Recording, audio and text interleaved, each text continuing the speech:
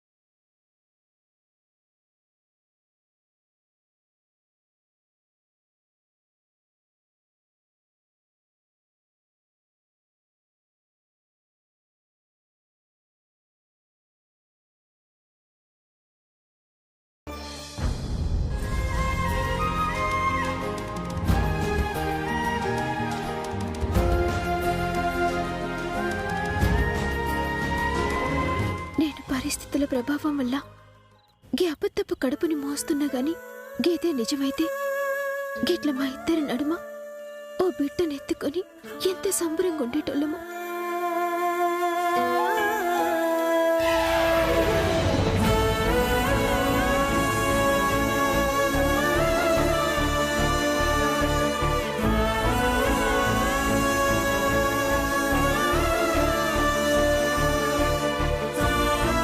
శ్రీవల్లి, ఏం చేస్తున్నావు?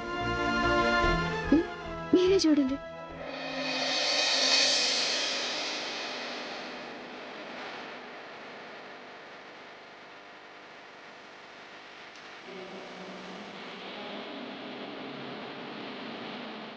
Wow, beautiful. చాలా బాగుంది వల్లి. థ్యాంక్స్ అండి. శ్రీవల్లి, ఈ బొమ్మను చూస్తుంటే రేపు మనకి పుట్టబోయే బిడ్డ అచ్చు ఇలాగే ఉంటుందా అనిపిస్తుంది. చెప్పు, మన బేబీ ఇలాగే ఉంటుంది కదా? నీ ఊహతో గీసిన ఈ బొమ్మంతా అందమైన బేబీని ఇస్తానని చెప్పు శ్రీవల్లి. ఏమండి, నీ నోట చెప్పకపోయినా నాకు నమ్మకం ఉంది, మనకు చాలా అందమైన బిడ్డ పుడుతుందని. నిజంగా ఈ బొమ్మని చూస్తుంటే మాత్రం చాలా హ్యాపీగా ఉంది శ్రీవల్లి. ఏంటి నేను ఇలా మాట్లాడుతూ ఉంటే నువ్వేం రెస్పాండ్ అవ్వట్లేదు? గట్లేం లేదండి, మీరు ఎట్లా అనుకుంటే గట్లనే. బయటికి వెళ్దాం అన్నావుగా, వెళ్ళి రెడీ అవ్వు. ఇప్పుడే రెడీ అవుతా.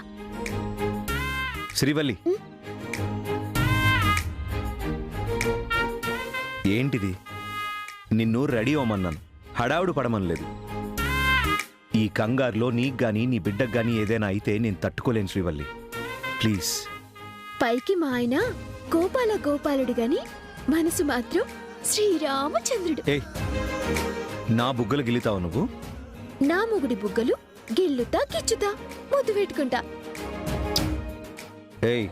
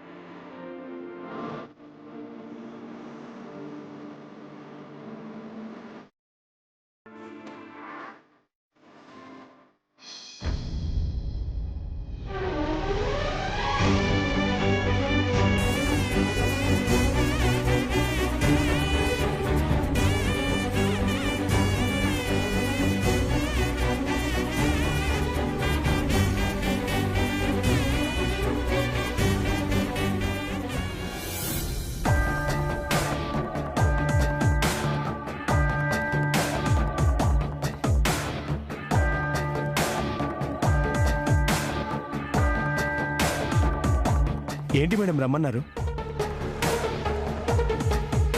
కోర్టు ఊహించని విధంగా ఆ సామ్రాట్కి అక్షింతలు వేసింది. ఇప్పుడు సామ్రాట్కి ఏం చేయాలో తోచని స్థితిలో ఉంటాడు. అనుకునేది సాధించారు కదా మేడం. మొదటి నుండి సామ్రాట్కి ఆడవాళ్ళ మీద ఉన్న వ్యతిరేకతని, అతని వీక్నెస్ ని బాగా యూజ్ చేసుకున్నారు. సక్సెస్ అయ్యారు కదా మేడం. లేదు, ఇది సరిపోదు. విజయం అంటే సామ్రాట్ని ఓడించడం కాదు, వాణ్ణి శాశ్వతంగా పతనం చేయడం. కోర్టు రేపటికల్లా 10 మంది అమ్మాయిల్ని ఉద్యోగంలో పెట్టుకోవాలని ఆదేశించింది. కాని వాడి క్యారెక్టర్ ఎందుకు ఒప్పుకోడు? ఒప్పుకున్నా జరిగిన దాన్ని బట్టి ఎవరు ఉద్యోగానికి రారు. అలా ఎలా అనుకున్నారు మేడం? ఇప్పటిదాకా ఇంతమంది లేడీస్ని ఉద్యోగంలో పెట్టుకోవడానికి ట్రై చేశాడు. రేపటిదాకా టైం ఉంది కదా. ఎంత ఖర్చైనా ఈ కాంట్రాక్ట్ కోసమైనా తన క్యారెక్టర్ని తగ్గించుకొని మహిళా ఉద్యోగుల్ని పెట్టుకునే అవకాశం ఉంది కదా. నో, అలా జరగకూడదు. వాడు తలకిందులుగా తపస్సు చేసిన ఏ ఒక్క ఆడపురుగు కూడా వాడి కంపెనీలో జాయిన్ అవ్వకూడదు. అదెలా మేడం? చెప్తాను.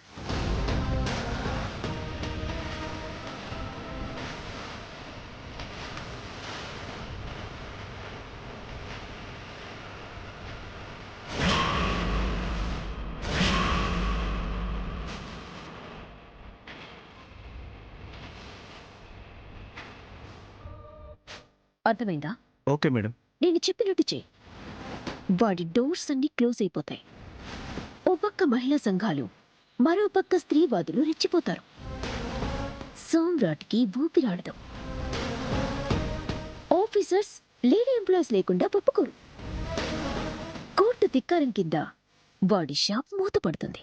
ఓకే మేడం, వస్తాను. అంతా మీరు చెప్పినట్టు జరుగుతుంది. వస్తాను మేడం. సామ్రాట్, నువ్వైపోయావు. Breaking news. అతను ఒక పేరున్న వ్యాపారవేత్త.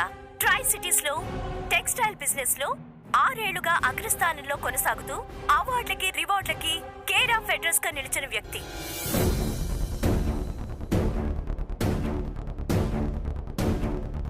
అన్నీ ఉన్నా అల్లుడి నోట్లో శని ఉంది అన్నట్టు అతనికి ఓ రుగ్మత ఉంది. చేసేది చీరల వ్యాపారం, కానీ అతనికి చీరలు కట్టుకునే ఆడదంటే లోకువా.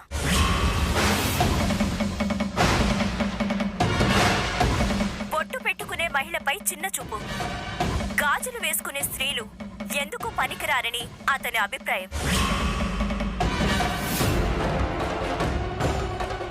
అందుకే ఏ వృత్తిలోనైనా 33% మహిళా రిజర్వేషన్ ఉండాలన్న గవర్నమెంట్ ఆర్డర్నే ధిక్కరించాడు. తన కంపెనీలో ఆడపురుగుకి చోటే లేదని వాదిస్తున్నాడు.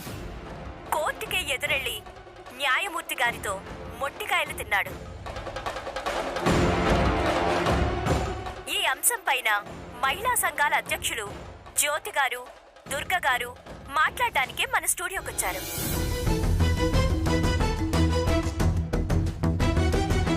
దుర్గ గారు, మీరు చెప్పండి, సామ్రాట్ అనే స్త్రీ వ్యతిరేక శక్తిని మీరెలా చూస్తారు? ఛీ, వాడిని శక్తితో పోల్చకండి.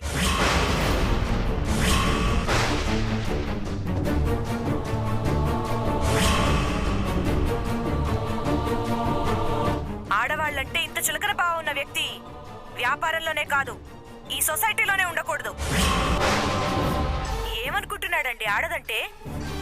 అతన్ని కన్నది ఆడది కాదా? కట్టుకున్నది ఆడది కాదా?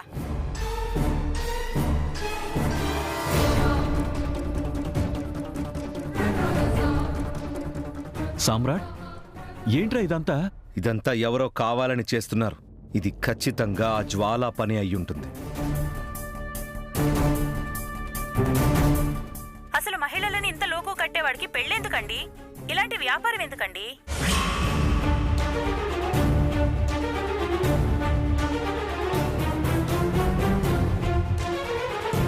కాపురానికి ఆడది కావాలి, కనడానికి ఆడది కావాలి, కానీ ఆడది మాత్రం తన టాలెంట్ తో ఒక్క అంగుళం పైకెళ్తే మాత్రం తట్టుకోలేడు.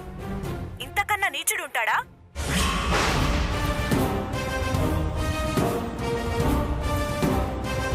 ఎంత దుర్మార్గుడంటే కట్టుకున్న భార్య చెప్పు చేతలో ఉండాలని, అడుగు వెనకాలే ఉండాలని పట్టుబట్టాడంట.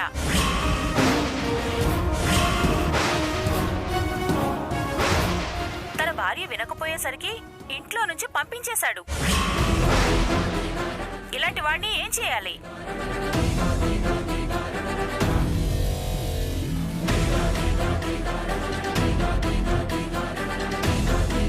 అందుకే ఇలాంటి వాళ్ళకి మహిళలంతా బుద్ధి చెప్పాలి.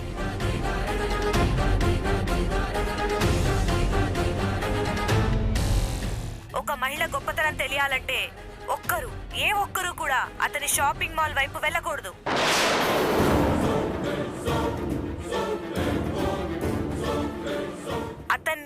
అతని వ్యాపారాన్ని బాయ్కాట్ చేయాలి.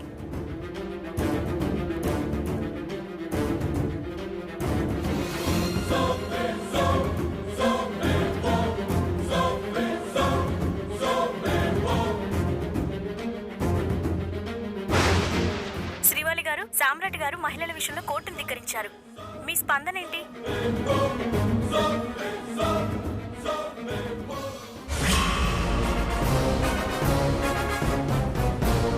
నేనెవరైతే ఏంది గాని ఒంటి మీదకి గిన్నెళ్ళు వచ్చినాయి. భార్యని ఎట్లా చూడాలనో తెలియదా నీకు? ఆయన అసవంటోళ్ళు కాదు. మిమ్మల్ని సామ్రాట్ గారు ఇంట్లో నుంచి పంపించడానికి ముఖ్య కారణం ఆడవాళ్ళంటే చులకన భావనేగా, మీరేమంటారు?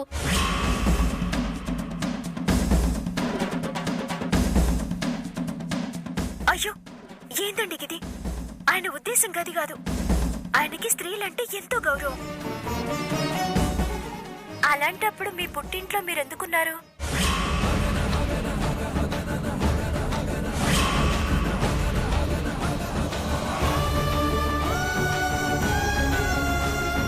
సామ్రాట్, నీ భార్య శ్రీవల్లి అంటే ఈ అమ్మాయా? సరిపోయింది. భలే ఆడదాన్ని పెళ్లి చేసుకున్నారా బాబు? చెప్పండి మేడం, మీరేనా ఇంత మూర్ఖంగా తయారవడానికి కారణమైంది? మీకు మా ఇంటి విషయాలు చెప్పే అవసరం నాకు లేదు. దయచేసి ఇడికెళ్ళి పోండి. ఒక్క నిమిషం మేడం. సామ్రాట్ మీద మహిళా సంఘాలు విరుచుకుపడుతున్నాయి. మీ షాపింగ్ మాల్స్ ని బహిష్కరించాలని డిమాండ్ చేస్తున్నాయి. దాని పర్యవసనాలు ఎలా ఉండబోతున్నాయి?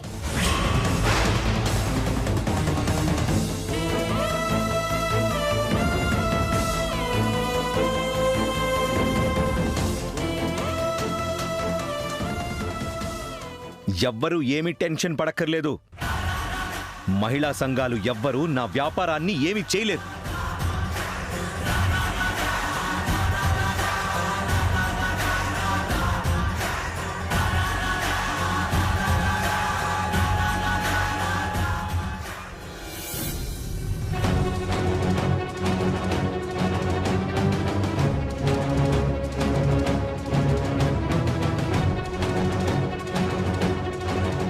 ఇంకా సేపట్లో ఆఫీసర్స్ వస్తారు. ఇక్కడేమో లేడీ ఎంప్లాయీస్ లేరు. ఏం చేయాలి? వాడేమో చెప్తే వినడు. ఏం అర్థం కావట్లేదు.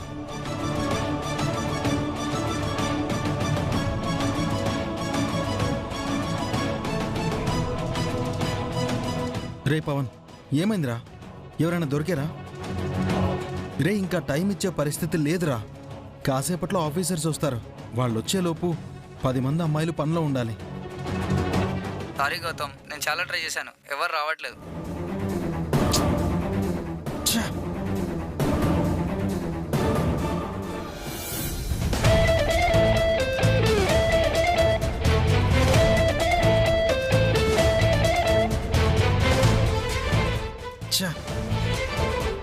మళ్ళీ ట్రై చేయి.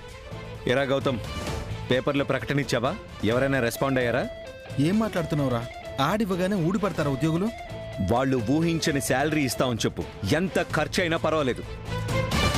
రేయ్, అసలు నీకు అర్థం కావట్లేదు.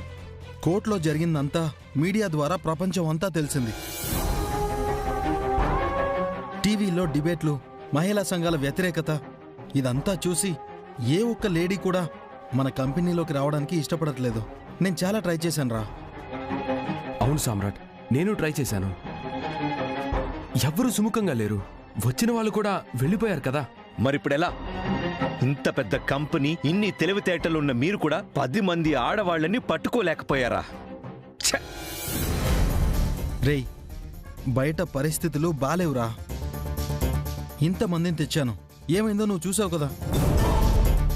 ఆఫీసర్స్ వచ్చే టైం అయింది. వాళ్ళు రాగానే లేడీ ఎంప్లాయీస్ షాప్లో ఉండాలి, లేదంటే చాలా నష్టం జరుగుతుంది సామ్రాట్.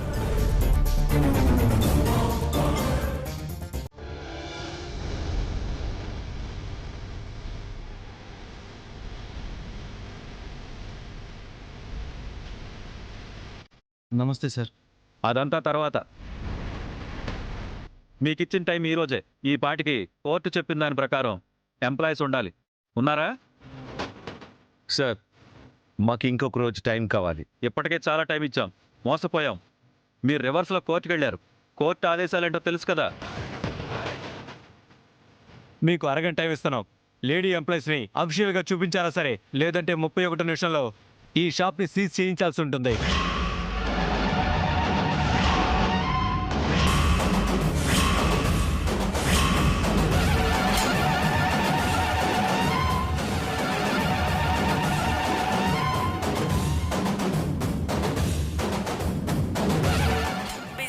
సామ్రాట్ కి కోర్టు డెడ్లైన్. మరో 30 నిమిషాల్లో 33% మహిళా ఉద్యోగుల్ని తన షాపింగ్ మాల్లో రిక్రూట్ చేసుకోకపోతే శాశ్వతంగా షాపింగ్ మాల్ని మూసివేయాలని ఆదేశాలు.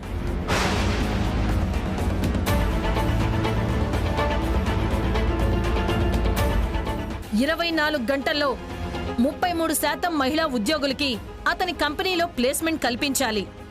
అలా కల్పించని ఎడల గవర్నమెంట్ కాంట్రాక్ట్ రద్దు చేయటమే కాక సామ్రాట్ టెక్స్టైల్స్ ని శాశ్వతంగా మూసివేయాలని సంబంధిత అధికారులని ఆదేశించడమైనది.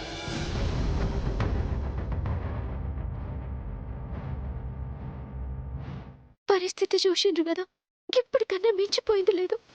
అధికారులు షాప్ ని ముయ్యక ముందే నేను జాయిన్ అవుతా. ఇంకా మిగతా మహిళల్ని దొరికొస్తా. అవసరమైతే షాప్ మూసేస్తాను, కానీ నీ సాయం, నీ బస్తీ వాళ్ళ సాయం నాకు అవసరం లేదు.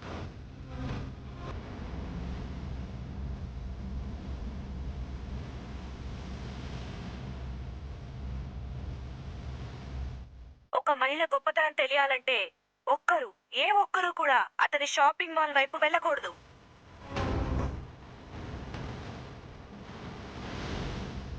నీ మొగ్గుల్ని దెబ్బ కొడతాను అన్నాను, ఇంత దాకా తీసుకొచ్చా. ఇక చూడు నా ఆట. భగవంతుడా, ఇప్పుడు ఎట్లా? నా భర్తకి కేసువంటి పరిస్థితి ఏంది? ఏదో ఒకటి చేసి నష్టాన్ని ఆపదామంటే నన్ను ఆయన కళ్ళ ముంగడికి రానియ్యరు. పోకపోతే షాప్ సీజ్ చేస్తారు. ఏం చేయాలి? షాపింగ్ మాల్ గిట మూసేస్తే ఆయన తట్టుకోరు. గచ్చు వాళ్ళ ముంగట ఓడిపోయిన అవుతారు. ఎట్లా?